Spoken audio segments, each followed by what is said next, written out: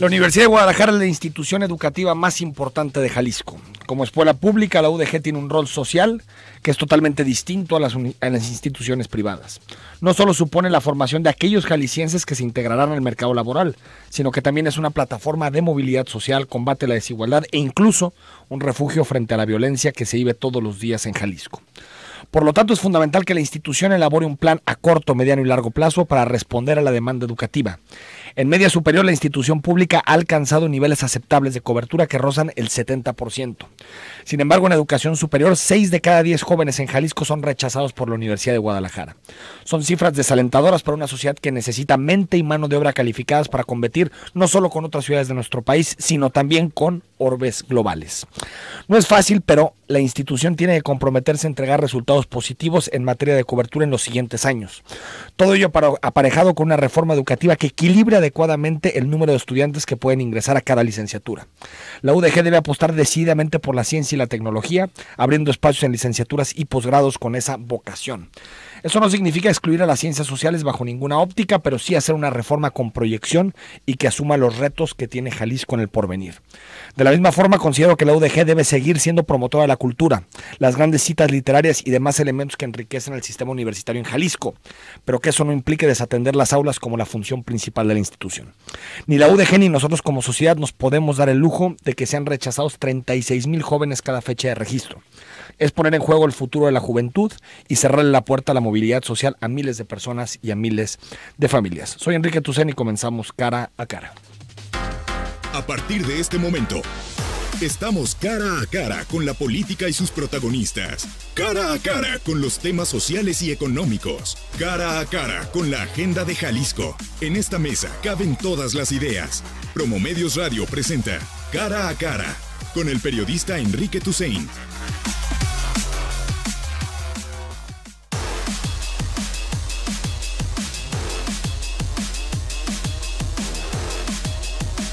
De la mañana con 7 minutos. Te recuerdo nuestro WhatsApp 33 18 80 76 41. Ya se siente, Augusto Chacón, que la ciudad está de vacaciones, ¿no? O buena parte de la ciudad está de vacaciones. Augusto, sí, ¿cómo estás? ¿Qué tal, Enrique? Buenos días a todos. Se siente muy a gusto la ciudad, el sí, tránsito, ¿no? Inclusive se siente menos pesado, el ambiente está más respirable, hay menos presión para hacer cosas.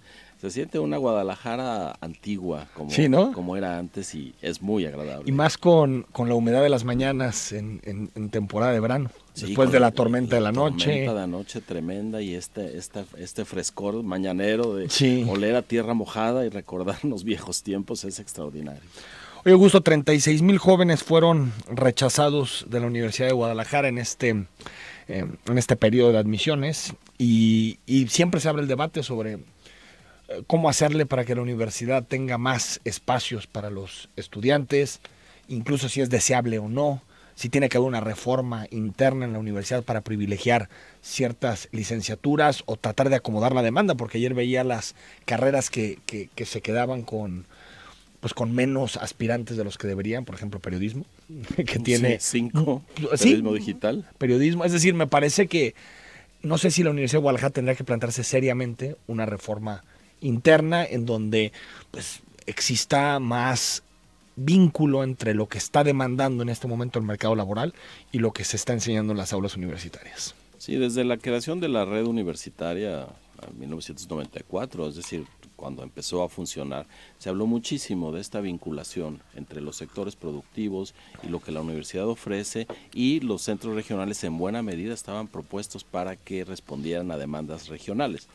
Fue muy difícil y eso nos lleva a pensar que sí, la universidad tiene un rol muy importante, inclusive más que la Secretaría de Educación para marcar el destino de la educación del Estado, pero también la sociedad, porque a final de cuentas, yo lo recuerdo a mediados de los 90, en algunas regiones como los Altos, pues se perfilaban algunos temas agropecuarios como para que la universidad los impulsara. Sin embargo, las familias querían que sus hijos fueran abogados, que fueran contadores, administradores o médicos. Es decir, necesitamos también como sociedad imaginarnos una manera distinta de llegar a una educación que nos permita trabajar y formarnos adecuadamente. Creo que necesitamos una revolución en la educación, por lo menos en el Estado, y creo que esta estaría dada en buena medida en la educación media superior, que los jóvenes tengan desde la educación media superior los vocacionamientos hacia las salidas ya hacia el mundo del trabajo, como es en otras partes del ¿Pero mundo. no crees que es antes eso?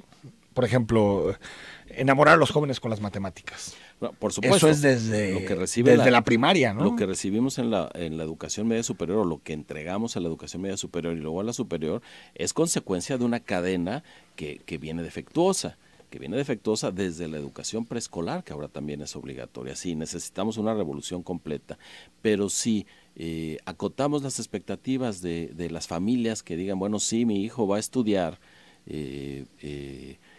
para trabajar, y no necesariamente tiene que ser abogado, o no necesariamente tiene que ser contador público titulado, seguramente es que son las le profesiones quitamos presión. de prestigio Sí, social, sí, sí, que ya se ha ido difuminando. Se ha ido difuminando, pero sigue siendo, sigue teniendo, ¿no? en este proceso de admisión bajaron las carreras tradicionales, lo Sí, que es una sí. buena noticia, pero insisto, necesitamos desde antes de que la educación superior reciba la presión, ver qué vamos a hacer. Tal vez manejar los cupos, Augusto, es decir, tienes, por ejemplo, derecho, tienes muchísimos ingresos a la Facultad de Leyes, tienes Sí. aparte el semiescolarizado, sacando una cuenta más o menos ahí de bote pronto, tienes cada 5 años titulados más o menos, poquito más de 2,000 abogados, en una sociedad que son importantes los abogados, por supuesto, pero parece que hay un exceso de oferta de abogados. Sí. Por lo tanto, tal vez limitar un poquito la demanda para apostar por ingenierías biomédicas, de otro tipo, es decir,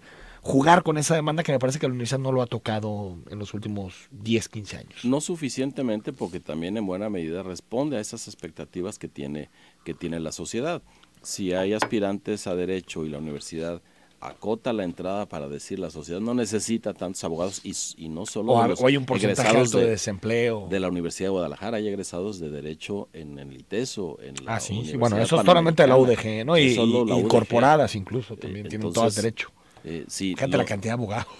No necesita, creo, la sociedad tantos abogados, pero eso significaría que desde antes no aspiraran los jóvenes, porque si aspiran de todos modos a derecho y no caben, el mensaje sigue siendo rechazados y quedamos más o menos en las mismas. Por eso el trabajo que tenemos que hacer es, sí, liderado por la Universidad de Guadalajara, que además tiene capacidad para hacerlo, mandar otro mensaje a la sociedad respecto a para qué sirve una institución de educación superior que además maneja educación media superior, y de qué otras maneras que no sean las licenciaturas tradicionales y ni siquiera solo licenciaturas puede servir a la sociedad, al mundo del trabajo, a la cohesión social, a la construcción de un imaginario social diferente. Pero eso hay que construirlo sí con la universidad, pero también con el gobierno del estado y por supuesto con la sociedad, que tiene que entender otra manera de relacionarse con la educación. Augusto Chacón, ¿tú esperabas que Donald Trump y Andrés Manuel López Obrador iban a encontrar tanta sintonía en estas primeras semanas de Andrés Manuel como presidente electo? Pues no me lo había planteado tan intensamente. Lo que sí me parecía raro es que alguien que venía de la izquierda, que renegó tanto de la mafia del poder y de lo que venía aparejado con el modelo económico neoliberal, de pronto pudiera entrar en una sintonía, como dices, tan tersa con un personaje tan escabroso como Donald Trump. Le dice Juan Trump. Sí. Le dice Donald Trump a sus asesores, le dice, es que es como Juan Trump, es como yo, ¿no? Eso no le hay hace una ningún identificación, favor. no le hace ningún favor a Andrés Manuel López Obrador. Ninguno. Pero sí creo que en las formas, cómo se comunican, yo creo que el problema de Donald Trump no es tanto que sea un populista, el problema de Donald Trump es que es un racista, es que es un xenófobo, claro. Ese es su problema, no que sea un populista. Hay miles de gobiernos populistas y no necesariamente tienen esas políticas públicas contra la migración, discriminatorias, pero sí en las formas, cómo se comunican, el uso de redes sociales, el mensaje son muy parecidos. Creo que ese es el punto de contacto, es decir, descreen de las formas tradicionales y se inventan otras que no están completamente ajenas, y ambos se sienten cómodos con ese tipo de comunicación. De ahí que Donald Trump pues se relaciona mucho mejor con Putin o con el tirano de Corea del Norte que con la Merkel o con Macron. Merkel o Macron, con hombres y mujeres de Estado sus aliados, supuestamente, que se atienen a los códigos establecidos, y llega él y los rompe. Lo que sí es que nuestro candidato elegido debe estar atento, porque así como rompe con unos, puede romper con él por la menor por el menor detalle. Yo tengo la impresión que a corto plazo Trump y López Obrador tienen muchos incentivos para entenderse, para llegar a acuerdos rápido, es decir, en este semestre.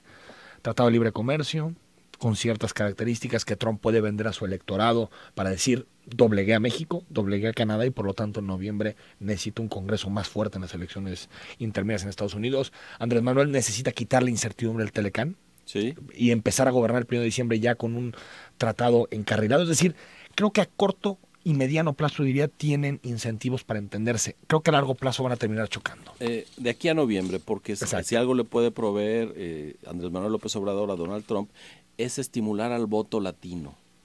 Sí. Que López Obrador, con el ascendiente que tiene sobre tantos mexicanos en Estados Unidos, sea una cuña para decir, me llevo bien con el presidente Donald Trump, allá hay un futuro para los mexicanos. No es contra los mexicanos, es contra sus gobiernos anteriores que eran corruptos, y sí, le dan el discurso. Y ya estamos hablando de millones de votos que no le vendrían nada mal a las elecciones intermedias para los republicanos. Así que sí, por supuesto, Donald Trump está haciendo un cálculo de todo esto, y sí, a largo plazo yo no veo que la relación se sostenga tan tersa como ahora. Sí, y le respondió también Donald Trump en la carta, le respondió que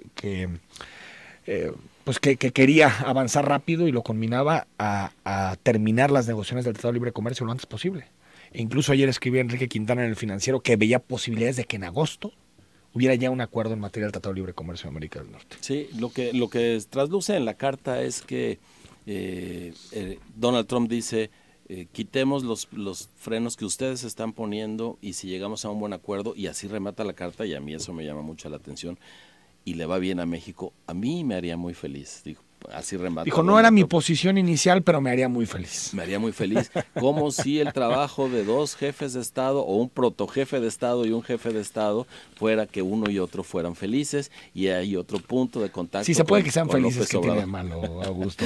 Oye, que por cierto, hoy publica Mural una encuesta de expectativas sobre el gobierno de Andrés Manuel López Obrador.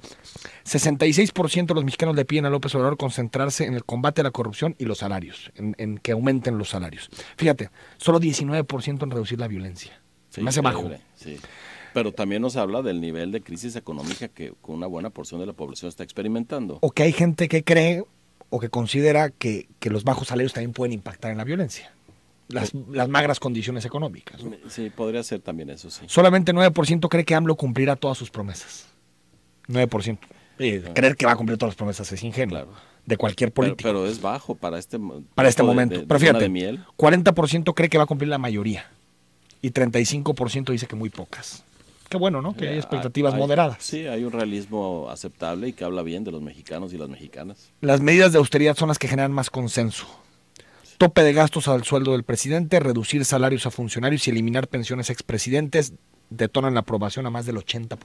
Por supuesto, hemos visto la degradación de la calidad de vida en una gran porción de la población, y al mismo tiempo hemos visto cómo esta burocracia dorada tiene privilegios como de ejecutivos de las más grandes empresas del mundo. Y que son casi todas medidas simbólicas, que no van a hacer gran diferencia en el presupuesto que ejerza la presidencia de la República. Atender esos símbolos de pronto puede generarle una base social para construir. Y si es lo más transversal entre izquierda, derecha, liberales, conservadores, las medidas de austeridad. La amnistía o perdonar algunos delitos solo concita el apoyo del 31% de la población. Tiene mayoritariamente el rechazo, 59% en contra, y cancelar la reforma educativa, 41% solamente de aprobación, de gente detrás, que son dos temas que se van a empezar a discutir en los próximos meses. Sí, hay que ver hasta dónde va esa reforma educativa. Me parece que hay cosas que no tienen regreso, inclusive la evaluación a los profesores, quitándole lo punitivo. Las familias cercanas a cada centro escolar siempre las aprobaron y siempre las vieron bien, y además es cierto, creció la interlocución, no como es deseable, pero creció la interlocución con los padres de familia. Y aparte ha dicho que va a cancelar la reforma educativa, pero no ha dicho que se quede en su lugar. Así es. 9:19, regresamos para platicar con Héctor Pérez Partida. 9:22, nos acompaña en cabina Héctor Pérez Partida, titular de CEPAF. ¿Cómo estás, Héctor? Gracias por estar con nosotros. Buenos días, Enrique, me da gusto estar contigo en Cara a Cara y con Augusto también. Gracias por acompañarnos. Augusto, Presupuesto Ciudadano. ¿Qué tal? Héctor, un gusto coincidir aquí. Pues sí, Presupuesto Ciudadano es una iniciativa interesante del gobierno del Estado para proponer a los ciudadanos y a las ciudadanas que nos subamos al ejercicio de presupuestar. ¿De qué se trata esto de enterarnos de cuánto hay y en qué lo podemos gastar? Nosotros fuimos invitados a ser parte de esto, yo ya me inscribí en la página en donde uno puede jugar y empleo el verbo en toda su acepción con el presupuesto del Estado. Y decir, no quiero que gasten en esto, quiero gastar en esto. Y el sistema nos va avisando, oye, ya te pasaste, te estás gastando más de lo que querías. Y además, cosa muy interesante y muy didáctica, en cada uno de los rubros que tienen esos nombres que ya sabemos que nadie entiende, el nombre de las partidas y demás, tiene un pequeño botoncito para que le expliquen a uno de qué se trata ese dinero y de dónde sale. Y de dónde sale y a dónde puede ir. O advertencias como, ojo, estás dejando a 100,000 personas sin este servicio si bajas este rubro. Me parece un juego muy interesante que ojalá visiten muchas personas. Sin duda los jóvenes serán más accesibles y podrán entender qué es esto del presupuesto. Y algo que quizá no esté de primera mano, pero que yo invito a la reflexión, es el verdadero margen de maniobra que tiene un gobierno para hacer cosas, dado el dinero con el que cuenta. Sí, es y que dados siempre los gastos que ya están prefijados. Siempre hablamos de los famosos 108,000 millones de pesos, Así ¿no? es. Pero ya hay compromisos, ya hay cosas que no pueden mover. Hay nómina, ya hay gastos de policía, de médicos, de enfermeras, Sí. de medicinas, Sí, de sí. burocracia, que ya hay que gastarlos. Y el margen que queda no es tanto. Entonces no es tan sencillo y esto le permite a uno ponerse en la piel del gobernante a la hora de querer mover los rubros. Y no tanto del gobernante, más bien pienso en el secretario Héctor que tiene que acomodar para que el gobernante pueda hacer Sacar la tijera, programas. ¿no? Exactamente. ¿Qué buscan con esto de presupuesto ciudadano? Sí, lo que queremos es que el ciudadano se involucre cada vez más en los temas de gobierno y sobre todo en el ejercicio presupuestal, ¿no? O sea, el gobierno a través del presupuesto refleja lo que pretende hacer cada año en sus diferentes programas. Entonces la intención es que el ciudadano se vaya involucrando, vaya aprendiendo cada vez más, vea que no es tan sencillo cuando alguien propone, pues vamos gastando el doble o el triple en educación. Dice, sí, perfecto, si lo hacemos, ¿de dónde vamos a tomar esos recursos y a quién se lo vamos a quitar, no? O sea, el gobierno no tiene recursos ilimitados. O sea, el gobierno tiene una bolsa que tiene que tratar de repartir de la mejor manera posible, atendiendo las demandas y las prioridades de los ciudadanos. La intención del presupuesto ciudadano es que se involucren las personas para que vean lo complejo que es administrar las finanzas y que muchas cosas que al gobernante le gustaría hacer no tiene los recursos para hacerlo. Entonces tiene que irlo haciendo gradualmente a través del tiempo, ¿no? Ahora, es parte del gobierno abierto. Sí. Como comentaba Augusto, se invitó a 9 instituciones, representantes de la sociedad, para integrar un consejo técnico donde se van a evaluar todas las propuestas que hagan los ciudadanos. Estas propuestas se le van a transmitir a cada secretario, porque cada secretario tiene que elaborar la parte que le toca de su dependencia, los programas que opera, y una vez que se tenga consolidado el presupuesto, se le presenta al gobernador para que a su vez lo someta a la consideración del Congreso. Esto de aquí a noviembre. El 1 de noviembre tiene que estar el presupuesto en el Congreso del Estado, ¿no? Ya con la nueva legislatura. Ya con la nueva legislatura. La nueva legislatura entra después, poquito después. El 1 de noviembre, según. El 1 de noviembre entra la nueva legislatura, sí. Bueno, Sí. siempre entra el 1 de noviembre. No sé si en noviembre. esta vez será la excepción. No, pero esta creo que vez sí yo el no sé si 1 entra de noviembre es la primera Entonces, vez que entra el 1 de noviembre. Entonces entra con la nueva legislatura y lo tiene que aprobar el 15 de diciembre. Y como parte de la transición, la intención es que el nuevo gobierno, el gobierno que viene, también determine sus prioridades para tratar de incluirlas en el presupuesto. Lo que queremos es que sea una transición que el jalisciense no sienta que caen los servicios o los programas. O sea, que vea que Jalisco sigue avanzando. Entonces, la instrucción que tenemos del gobernador es dar toda la información, elaborar un presupuesto consensado con la nueva administración, que es la que va a ejercerlo. Así. Sí, consensado, sí. Que nos digan, sabes que mira, esto es lo que tenemos, los ciudadanos esto es lo que piden, se evaluaron estas propuestas por un consejo técnico integrado por estas instituciones, y ustedes decidan, lo mandamos al Congreso, tienen alguna otra prioridad, valoren hasta dónde alcanzan los recursos, y de esa manera... El paquete económico, Héctor Pérez Partida, ya va a ser el del siguiente gobierno. Sí, va a ser el del Simplemente siguiente ustedes gobierno. van a ser el conducto porque Exactamente. todavía siguen en funciones. Exactamente. Y tenemos que alinearlo con el Plan Estatal de Desarrollo actual. Tendrán 6 meses para posteriormente evaluarlo y ver qué ajustes le hacen al Plan Estatal de Desarrollo, ¿no? Ustedes recibieron, Héctor Pérez Partida, de la administración anterior, de la Emilio González Márquez, pues algunas cifras preocupantes. Por ejemplo, no se pagó un crédito en su momento, se devaluó la calificación del gobierno a D, al default, al impago en su momento. Y ahorita, revisando los datos que va a entregar la administración de Aristóteles a la próxima, la de Enrique Alfaro, vemos que hay una deuda directa de más o menos 17.500 millones de pesos. Se pidió un crédito grande en esta administración, que fueron 3.800 millones. Sí. Y la deuda directa, la deuda indirecta asciende a 22.000 millones de pesos, que es la que en donde el gobierno también es aval de algunos municipios. ¿Estas cifras son preocupantes para la siguiente administración? No, y no son preocupantes porque las calificadoras, las 3 calificadoras que evalúan al estado de Jalisco, en la reciente evaluación que acaban de terminar, nos dan alta calidad crediticia, nos ponen en A+, con perspectiva estable, ¿sí? ¿Qué es lo que evaluaron ellos? Ellos evalúan básicamente 4 grandes rubros. Primero, evalúan la deuda de largo plazo y los pasivos. Dicen, ¿cómo anda el Estado en deuda y pasivos, ¿no? Que sea una deuda sostenible, que no vaya a meter al Estado en problemas en este momento o hacia futuro, digamos, con proyecciones a 5 o 6 años, ¿sí? El segundo tema que evalúan es el gasto y la manera como se administra el gasto, ¿no? Que cumpla con toda la normatividad, que se esté aplicando la ley de disciplina financiera. Es el segundo tema. El tercer tema que evalúan es la economía del Estado, ¿no? Dicen, bueno, si el Estado está gastando bien, si está bien calificado, ¿cómo se refleja en la economía del Estado? Entonces, la economía del Estado ha estado creciendo bien, por arriba de la economía nacional. Ha estado generando empleos, hay atracción de inversión extranjera y nacional, hay empresas de alta tecnología, hay mano de obra. Y el cuarto tema es gobierno y administración eficiente. ¿A qué le llaman en eso? Que sea un gobierno transparente, un gobierno que tienda a ser un gobierno abierto, que involucre a la sociedad. Nosotros involucramos al sector privado en la licitación de los créditos, de los 3.800, para que ellos vieran cómo hacíamos las bases de licitación de los créditos y cómo determinábamos qué banco era el mejor para el Estado. Déjame ir al corte, 9 de la mañana con 30 minutos. Augusto Chacón, gracias por estar con nosotros. Al contrario, Enrique, un gusto. Héctor, un gusto saludarte. Buenos días a todos. Pues gracias, Augusto, me da gusto saludarte. Seguimos en conversación con Héctor Pérez Partida.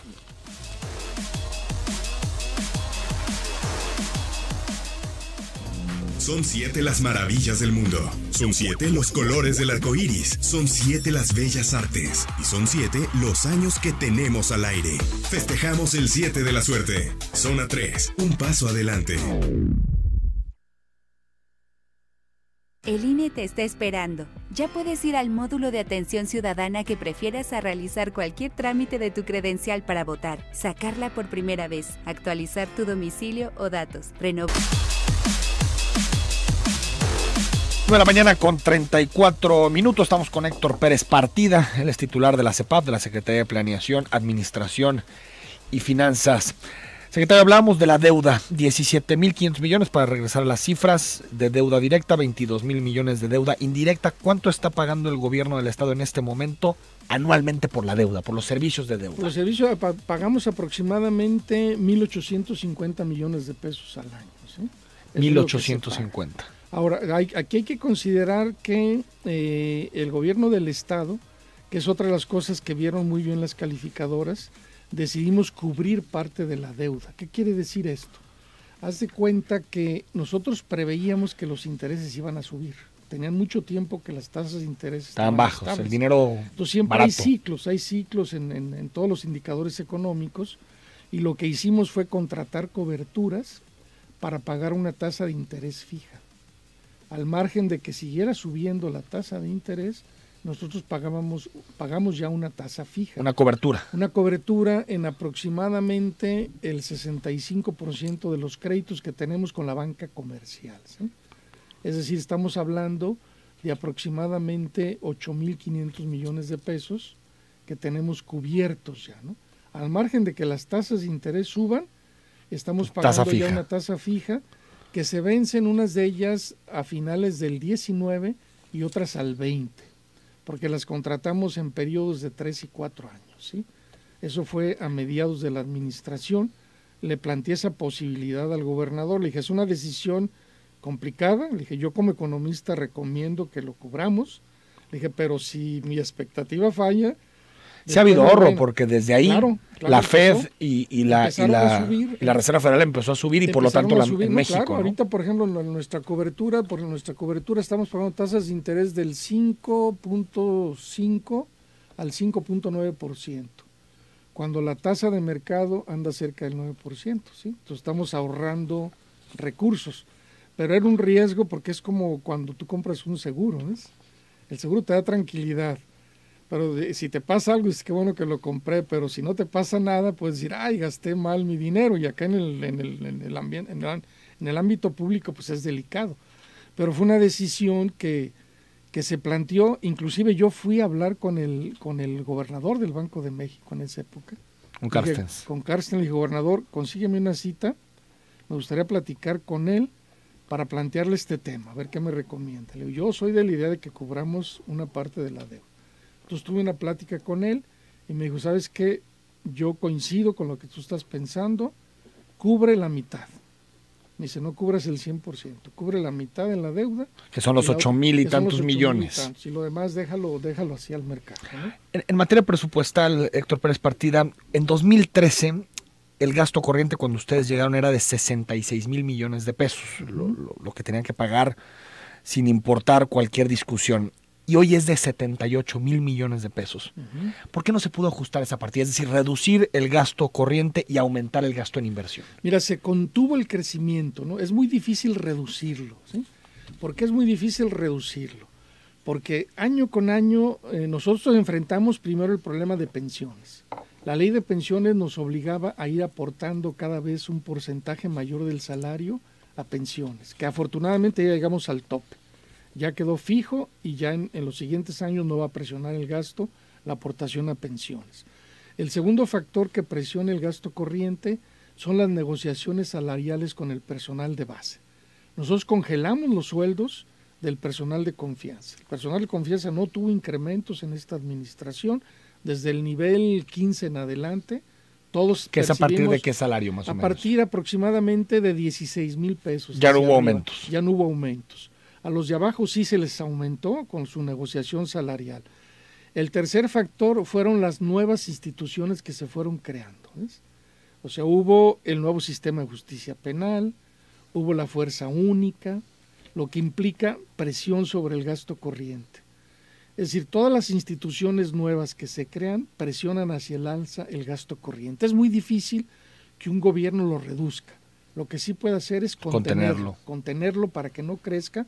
Entonces, si analizamos cómo creció el presupuesto y cómo creció el gasto corriente creció por abajo del crecimiento del presupuesto. Sí, porque cuando ustedes llegaron 66,000 millones de pesos, eran 85,000 millones más o menos. Poco menos de 80, eran como 82,000 millones de pesos. Estamos hablando de 3/4 partes del presupuesto era gasto corriente y en este momento 78,000 de 108. Estamos hablando de 72, 73% se van.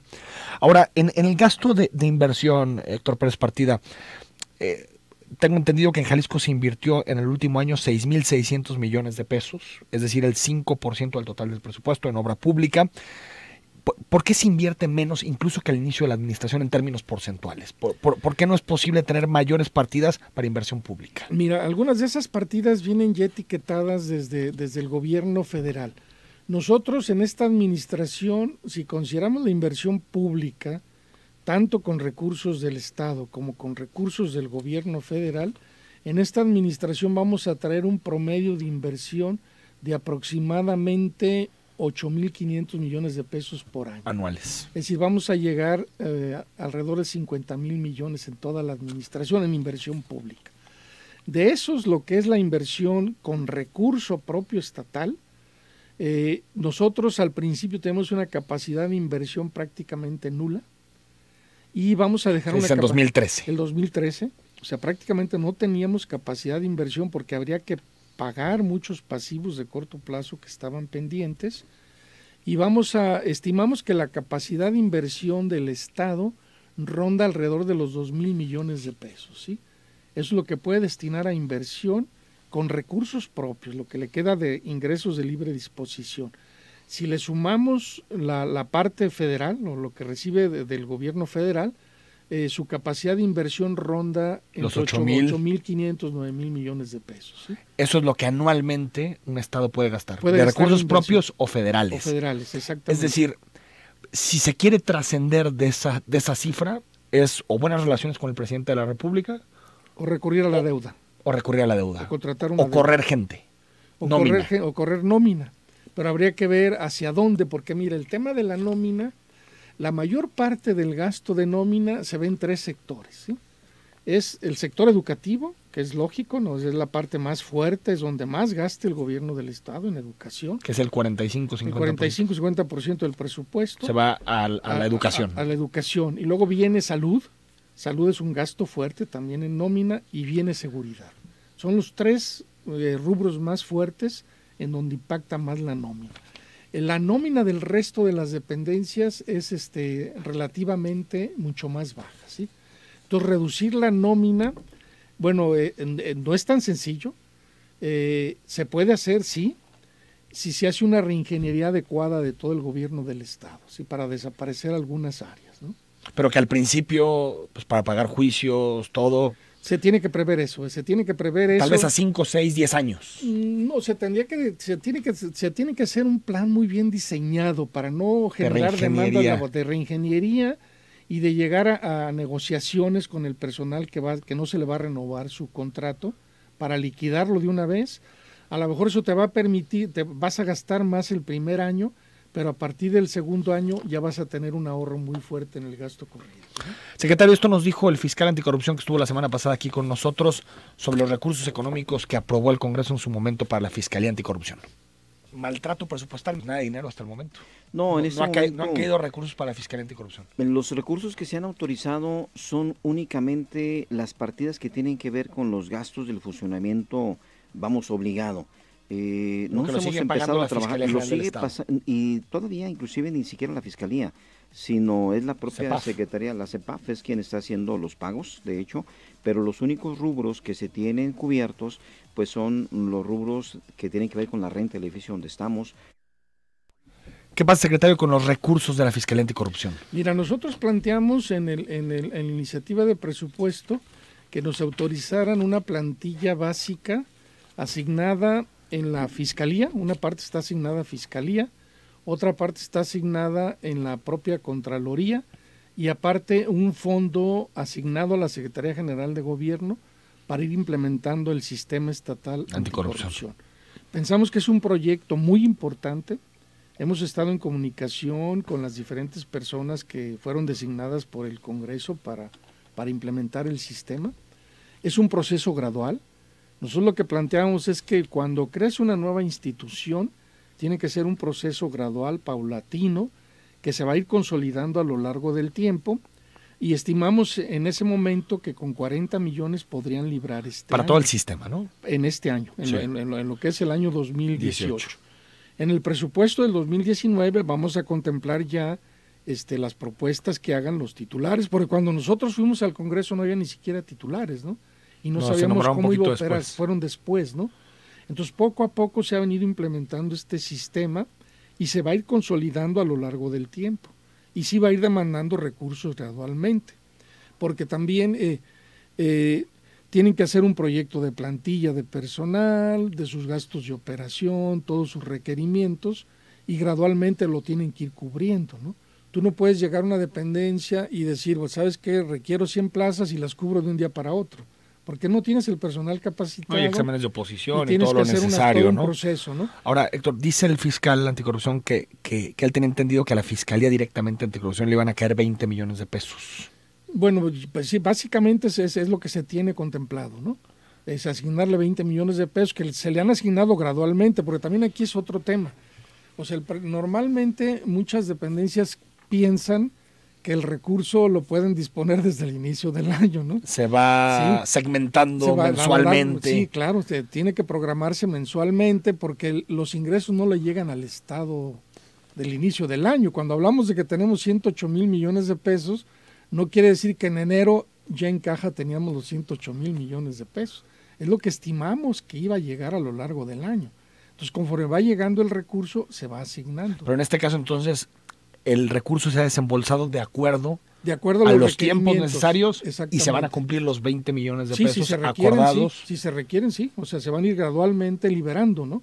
Pero, digamos, el recurso no se puede transferir, digamos.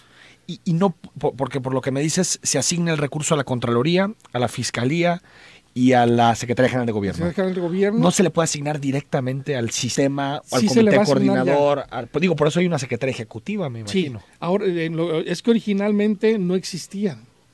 Entonces, como no existía, no podíamos plantearla dentro de la estructura del presupuesto.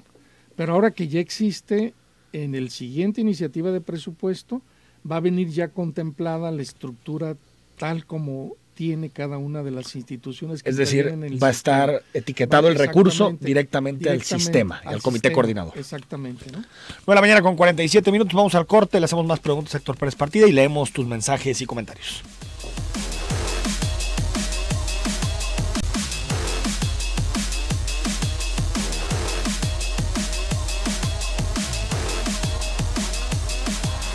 9:50 a.m, te recuerdo, estamos en conversación con Héctor Pérez Partida, titular de CEPAF, hablando de cómo concluye la administración estatal. Le quedan algunos meses para entregar el gobierno a la próxima administración. Algunos temas, Héctor Pérez Partida, que han quedado ahí en el tintero. Por ejemplo, ¿cuánto costará al final la línea 3 del tren ligero?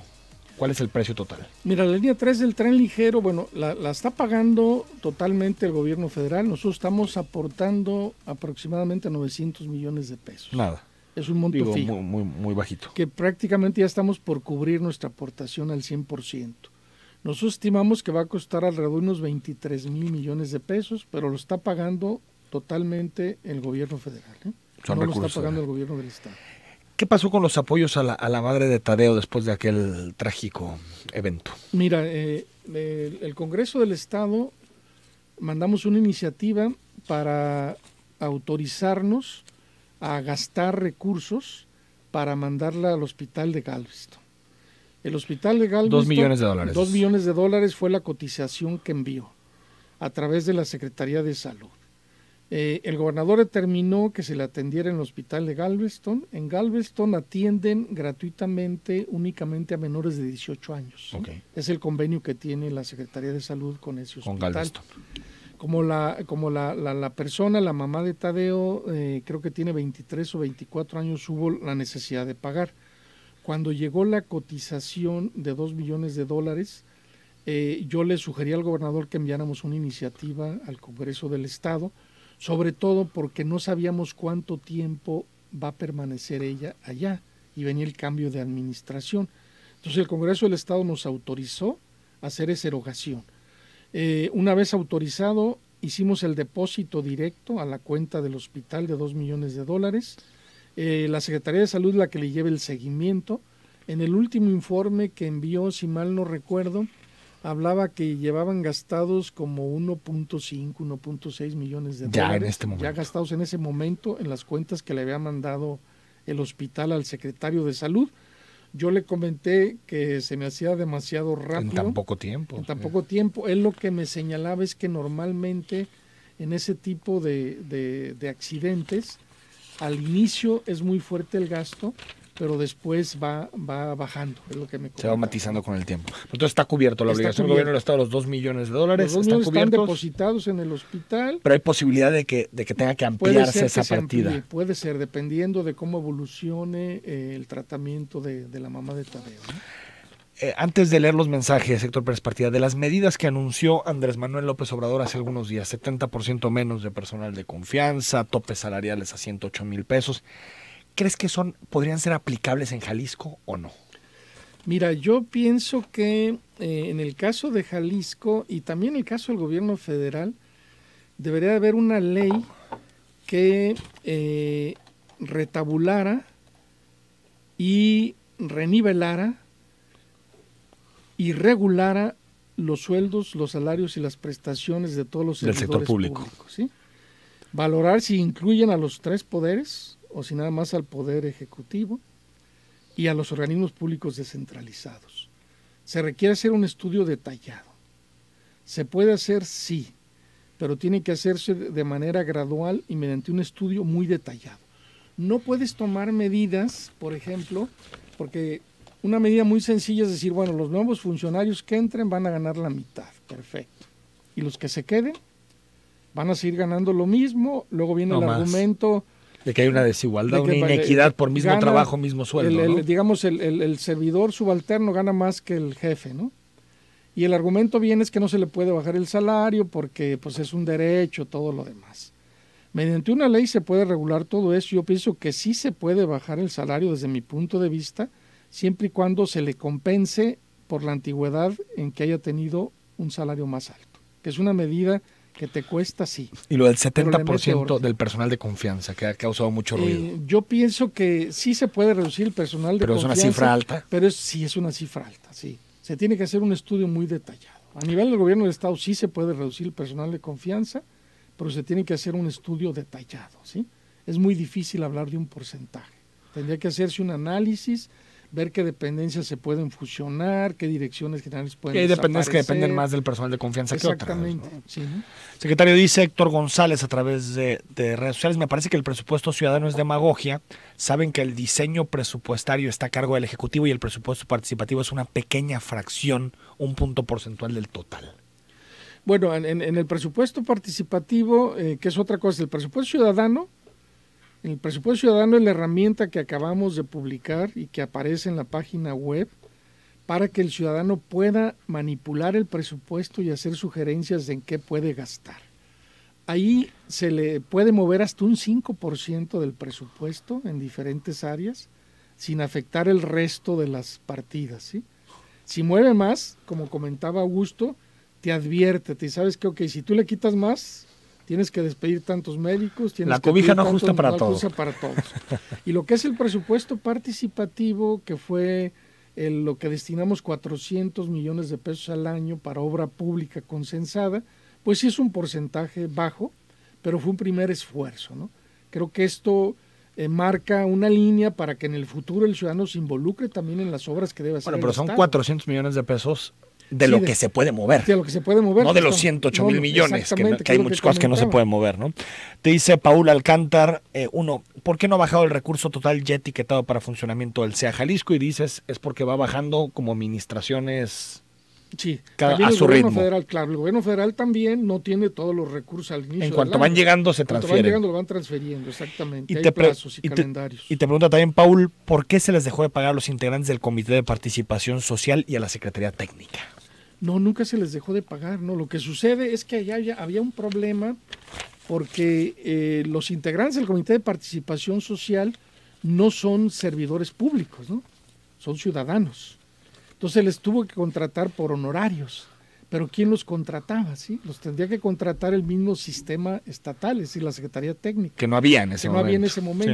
Entonces por eso fue que hubo un retraso al principio, pero una vez que se fue configurando la Secretaría Técnica, que ya obtuvo su registro ante el SAT y todo lo demás, porque acuérdense que el gobierno no puede pagar en efectivo, ¿sí? Nosotros no pagamos nada en efectivo. No. Todo tiene que ser y debe haber una factura, y tiene que haber una factura electrónica también.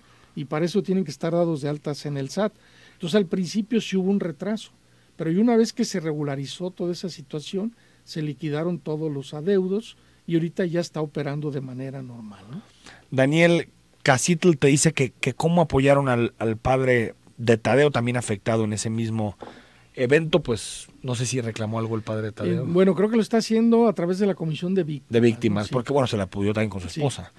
Dice Jesús Rubalcaba, gracias por mandarnos un video. 7985, buenos días, preguntarle al invitado, por favor, ¿por qué el sistema estatal de compras gubernamentales no está siendo utilizado en los municipios como lo establece la ley? Están en procesos, están a punto de liberarlo. La ley establece que este sistema electrónico de compras lo deben de utilizar todos. Va a ser uno de los retos que se va a enfrentar en el próximo año, ¿no? Nos dicen que aparece un estacionamiento Lázaro Cárdenas. Bueno, esa no es noticia. Gracias. ¿En qué lugar será? José Sejudo dice, ¿cómo está eso de poder ver el presupuesto? ¿Hay alguna liga que no alcancé a escuchar? Sí, es presupuestociudadano.jalisco.gov.mx. Pablo Arturo Morales, buenos días. Lo increíble es la comprensión que manifiestan del gasto público y sus insolvencias, solo que graben en sus conocimientos que eso mismo es para con los gobernados, en especial los cargos por diferentes razones, sin tachones que viajan de los dos lados. Muchas gracias, Pablo, por tu comentario, y muchos también relacionados al asunto de la Universidad de Guadalajara. Alfredo, yo no creo que haya falta de espacios en la universidad, lo que hace falta es mejorar su calidad. Néstor Sánchez, creo que el interés de los jóvenes para ingresar a las carreras tradicionales se debe a un par de cuestiones: la idea tradicional y falsa de los ingresos económicos y aunado a las tendencias educativas que la misma UDG impone. Bueno, hay muchísimos mensajes. Héctor Pérez Partida, gracias por estar con nosotros. Muchas gracias, Enrique, me gusta platicar contigo y con todos tus radios. Y antes de que acabe el gobierno volvemos a platicar, si te parece. Con mucho gusto. Hasta mañana a las 9 de la mañana, que otra vez será momento de Cara a Cara.